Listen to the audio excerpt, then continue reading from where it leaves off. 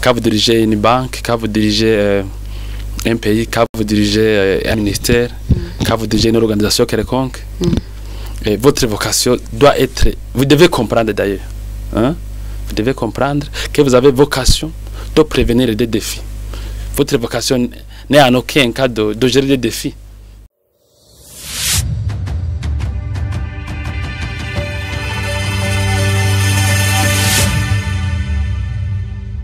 If you build well. Bonjour, bonsoir, bon après-midi, ça dépend d'où vous êtes et d'où vous regardez notre vidéo de ce jour. Nous sommes à la télévision BMBC Broadcasting avec Mukunzi Katia Benita dans l'émission Porte du développement ou en Kirundi Ichandoji Terambere. Mais aujourd'hui, on va faire l'émission en langue française pour qu'on puisse communiquer avec les Congolais et d'autres personnes. Bon, je suis avec le directeur général de la BMBC. Je vous salue, monsieur le directeur. Salut Katia, je m'appelle David Namakuriro. Je suis directeur et fondateur de la société BMBC, une société spécialisée en architecture et construction et dans beaucoup plus de domaines. Aujourd'hui, nous sommes un groupe qui regroupe environ une dizaine de sociétés et qui emploie un millier d'employés dans 10 ans de sa création. Voilà, merci beaucoup. Merci aussi. Dans ce thème d'aujourd'hui, comme tous les jours, nous avons des thèmes. Aujourd'hui, nous avons un thème qui dit diriger, c'est anticiper. Diriger, c'est anticiper. Nous voulons éclaircir, nous voulons que notre téléspectateur puisse entendre pourquoi ce thème, pourquoi diriger, c'est anticiper, pourquoi cet adage. Est-ce que diriger, c'est anticiper, ça s'associe avec un adage qui dit mieux vaut prévenir que guérir. Merci beaucoup, merci beaucoup. Au fait, c'est ça ce que je voulais dire dans ça. Au fait, quand vous dirigez une société comme BMBC, quand vous dirigez une banque, quand vous dirigez un pays, quand vous dirigez un ministère, quand vous dirigez une organisation quelconque, votre vocation doit être... Vous devez comprendre d'ailleurs. Hein? Vous devez comprendre que vous avez vocation de prévenir des défis.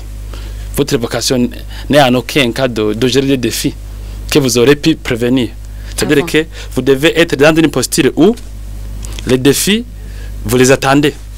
Il ne faut pas que les défis vous surprennent. C'est-à-dire quoi? Peut-être, vous voyez par exemple qu'il y a une calamité de changement climatique qui secoue au monde entier. Voilà. Des dirigeants ont la vocation de prévenir comment gérer des conditions, des catastrophes qui arrivent à cause de ce changement climatique. Des dirigeants ont vocation d'enseigner par exemple les populations comment s'y prendre.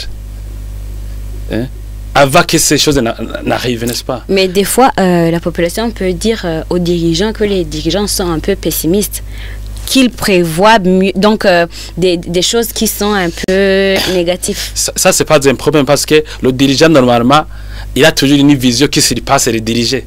C'est de diriger. Le dirigeant doit avoir là où les dirigeants ne voient pas. Le contraire signifie que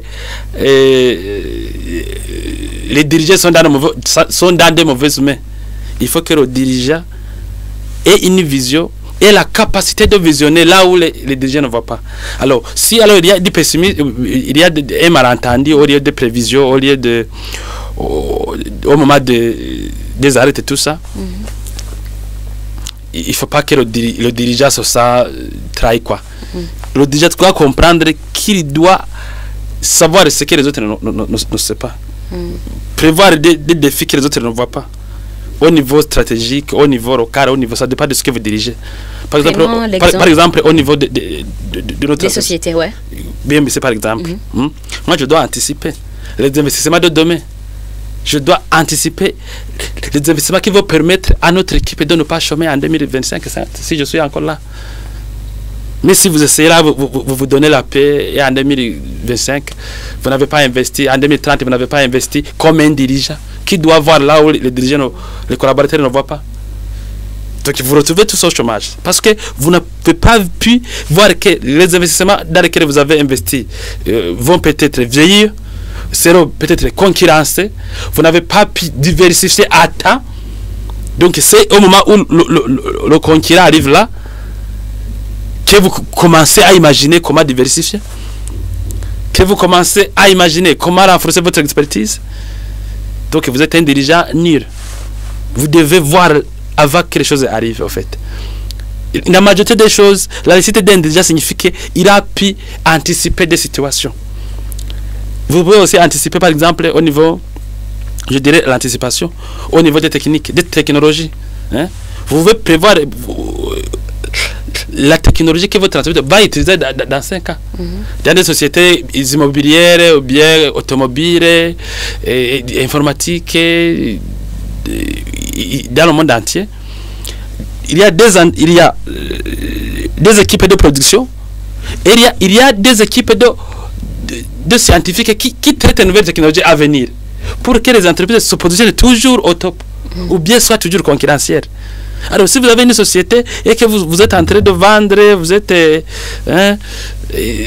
satisfait de vos ventes aujourd'hui, sans imaginer que demain vous pourrez ne pas vendre parce qu'il y aurait les conditions auraient changé, ou bien les matières premières ne seront plus, ou bien les concurrents seront plus féroces.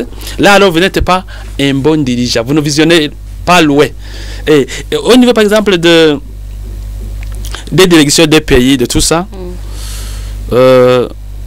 les pays prévoient des choses, prévoient par exemple les conflits, vous voyez, les conflits, les productions.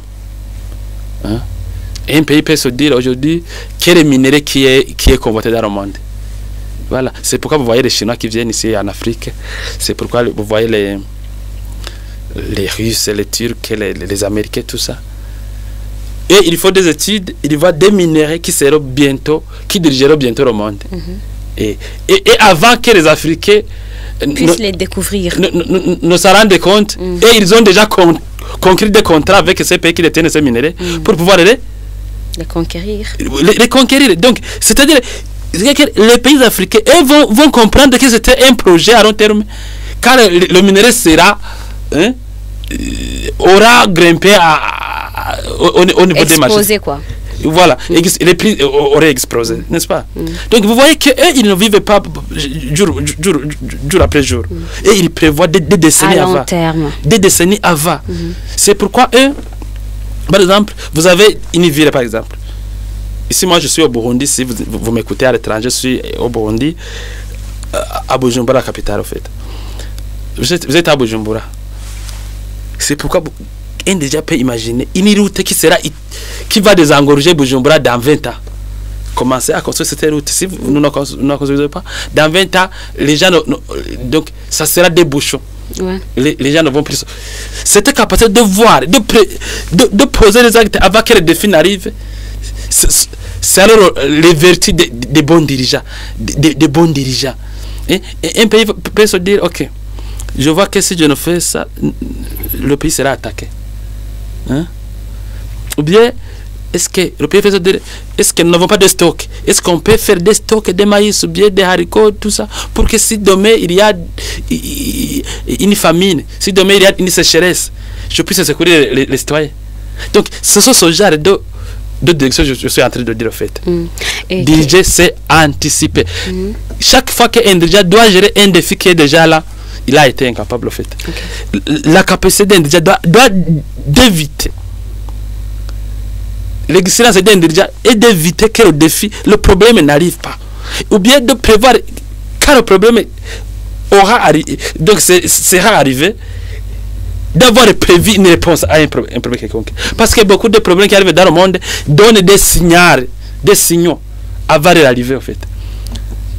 S'il y a des changements météorologiques, par exemple, des pluies abondantes, ou bien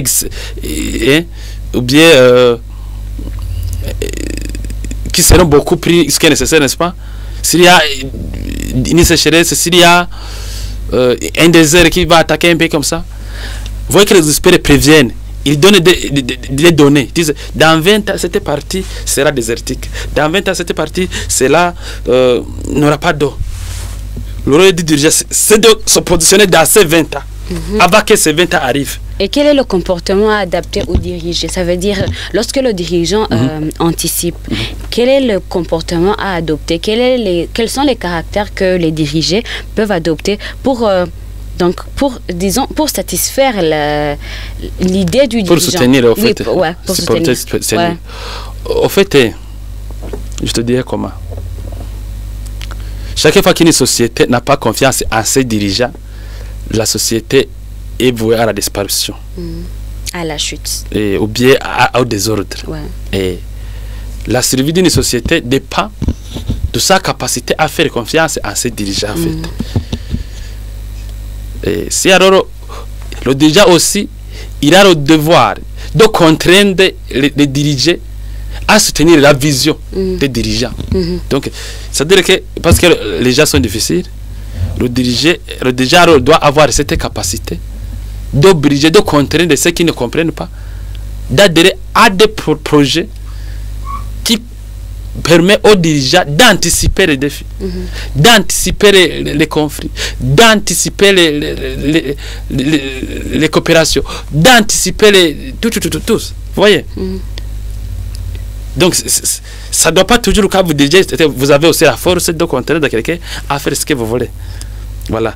Je pense que c'est ça. Et c'est facile parce que nous, par exemple, au niveau de l'entreprise que je dirige,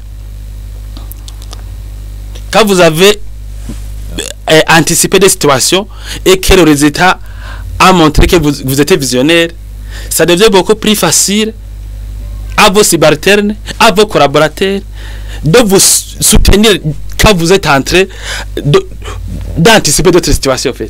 Et c'est la réussite d'un dirigeant qui aura crédible dans sa société, dans son organisation.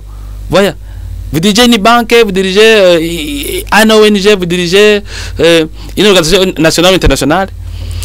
Quand vous anticipez des situations et que vos collaborateurs, vos dirigeants, vos subalternes découvrent que vous avez été visionnaire, que vous avez vu là où eux ne voyaient pas, c'est très difficile, c'est fluide pour eux de vous soutenir quand vous êtes anticipé d'autres situations. Alors, aux dirigeants, je conseillerais d'être efficace, au fait, pour rassurer les dirigeants. Parce que quand vous rassurez les dirigeants, ils vous soutiennent dans vos anticipations. Et vous y arrivez. Et ce qui peut garantir les dirigeants, c'est que les dirigeants ne doivent pas... Donc, il y a des fois que les dirigeants parlent des choses qui sont un peu imaginaires, quoi. Qui sont un peu, disons, des choses que tu peux mettre dans ta tête et te dire que ça ne peut pas passer. Oui, vous animez une réunion du conseil d'administration et puis vous promettez des choses, vous promettez des choses que l'entreprise va faire, tout. Et la réunion de l'année prochaine découvre que rien n'a été fait, que c'était juste les dirigeants qui voulaient se montrer qu'il était là. Vous pensez que l'autre réunion va décider quelque chose pour l'avenir? Non. Ça ne va même pas. Et tes collaborateurs, tes subalternes, la société sera découragée, en fait. Moi, en tant que dirigeant, ce que je fais, c'est quoi? J'essaie de défendre les promesses que j'ai tenues envers mon équipe, envers tes subalternes, envers nos clients. C'est très facile à eux, pour la prochaine fois, de soutenir mes anticipations.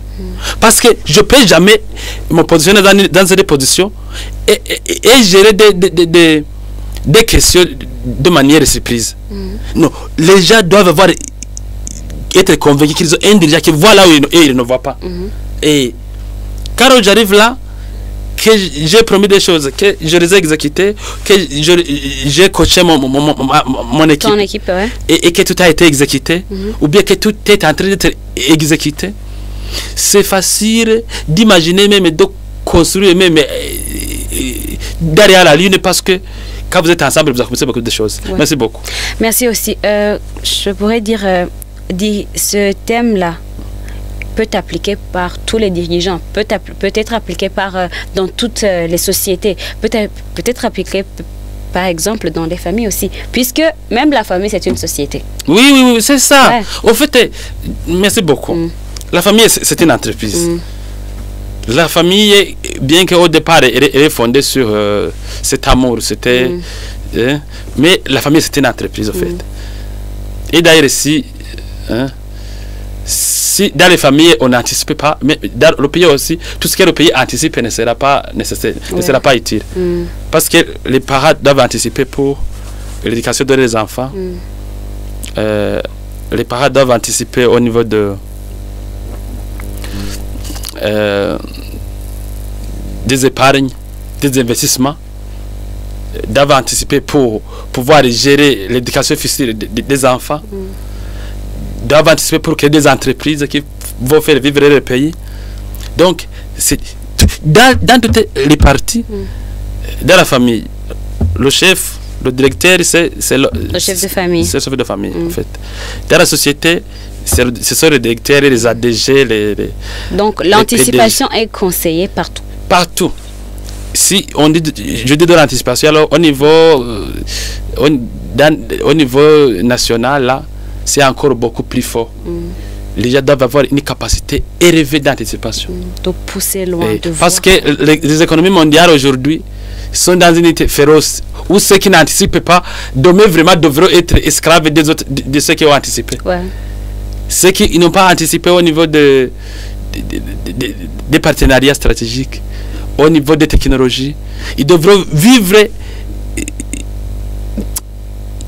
comme esclaves dans les années à venir, n'est-ce pas?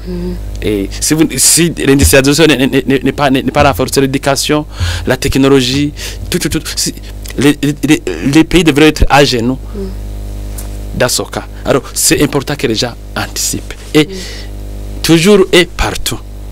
Et voilà. Ouais. Et nous pourrons dire que les guerres, les batailles, les adversités, les problèmes qui arrivent dans la vie de tous les jours, ça veut dire que dans moindre des cas, ce sont des dirigeants qui ne font pas l'anticipation. Oui. Et qui provoquent qui provoquent la crise. Ces pauvretés, ces guerres, ces problèmes sociaux. Les inondations, les quoi? Non. Pour moi, au niveau des inondations, de sécheresse là, je pense, je ne suis pas expert en changement climatique, mais je pense qu'il y a des choses que les humains ne peuvent pas maîtriser, qui doivent plutôt apprendre comment cohabiter avec, vivre, apprendre à imaginer qu'un jour, un séisme pourra vous faire déménager là où vous vivez. Oui, mais des fois, ça dépend des gens, par exemple, qui ont construit des maisons juste au bord du Oui, ça c'est une partie. Mais quand vous dites des inondations, c'est une question beaucoup plus large qui attaque les océans, des mers, n'est-ce pas? Mais le manque d'anticipation aussi fait par exemple qu'au niveau des organisations urbaines dans différents pays, les gens construisent dans des parties qui devaient être déconseillées. Mais parce qu'un dirigeant n'a pas anticipé.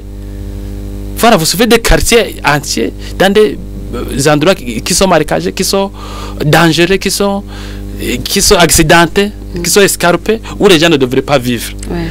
C'est-à-dire que l'anticipation, c'est cette capacité de voir que là, ni construisez, prévoir même des textes, là, n'érigez pas de maisons, là, n'y passez pas des routes, là, n'y plantez pas des écoles. Vous voyez? Là, n'y mettez tout. Parce que ça va être dangereux.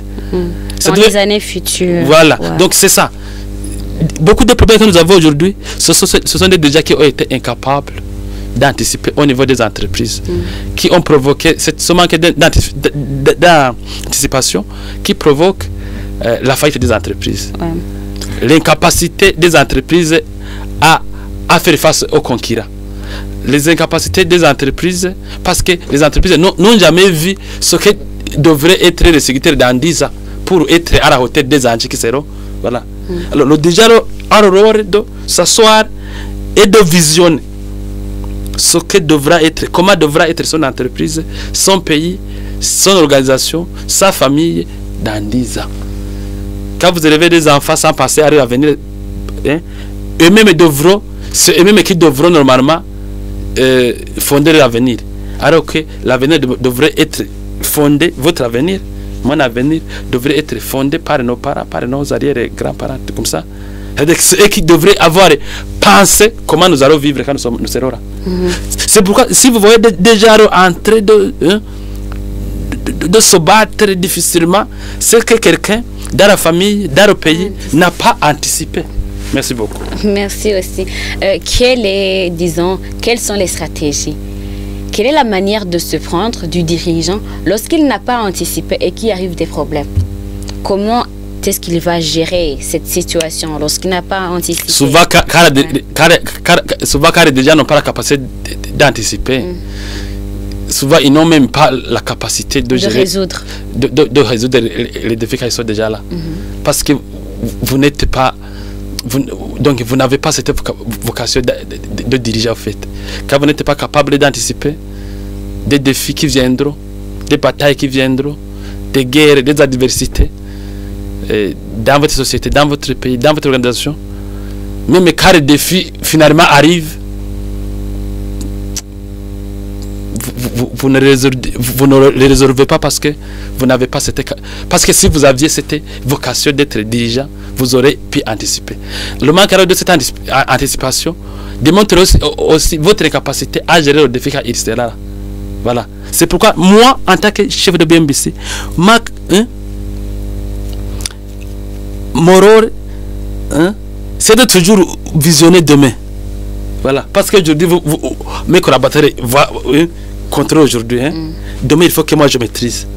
Et voilà. Et ma capacité de penser à ce qui arrivera demain en tant que chef d'entreprise.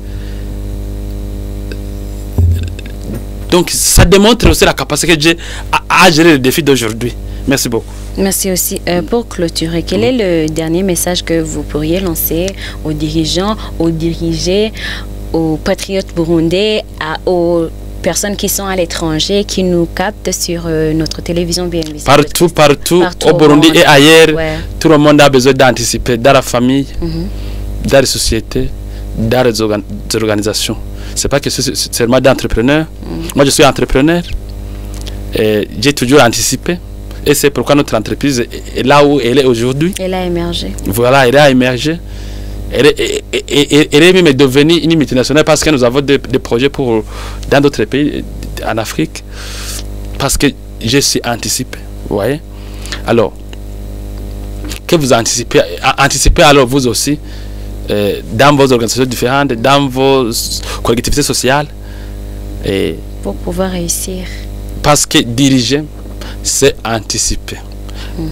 C'est anticiper les guerres, les batailles, les adversités, les catastrophes qui viendront, mais qui ne se voient encore pas. À partir des données que vous pouvez prévoir, à partir des études que les experts produisent et les scientifiques produisent, vous pouvez prévoir ce que la technologie montre, vous pouvez prévoir comment vous serez en train de travailler demain. C'est pourquoi nous, dans notre entreprise, nous avons une sécurité de formation permanente interne qui permet à nos collaborateurs d'être toujours prêts à affronter les challenges de demain. Merci beaucoup. Merci aussi. Je vous remercie aussi, chers téléspectateurs, nous qui nous ont suivis partout au monde, vous qui êtes au Burundi, à l'étranger, disons en Amérique, en Europe, etc. Rendez-vous dans l'émission qui va suivre, mais tout en sachant que vous pouvez même nous suivre sur nos pages Facebook, Instagram, sur YouTube. Nous faisons aussi des lives sur Facebook et sur YouTube aussi. Je vous remercie, monsieur le directeur général de la BMBC. J'espère que la fois prochaine, lorsque nous vous appelions pour que vous puissiez nous partager quelques expériences, vous allez nous répondre à notre appel. Je suis toujours là, Nous avons une émission de pouvoir... aider beaucoup de gens d'ici chez nous en Afrique pour qu'ils changent de mentalité. Comprendre que c'est la précision de nos décisions qui crée la réussite, qui crée la richesse, qui crée la prospérité. Le fait de tâtonner, de ne pas anticiper des défis, nous garde toujours en arrière. Merci beaucoup. Merci aussi. Anticipez alors en vous abonnant sur nos chaînes. Anticipez aussi dans votre vie pour réussir. Anticipez dans vos travaux, pour que vous puissiez les faire correctement et réussir. Merci. Merci beaucoup.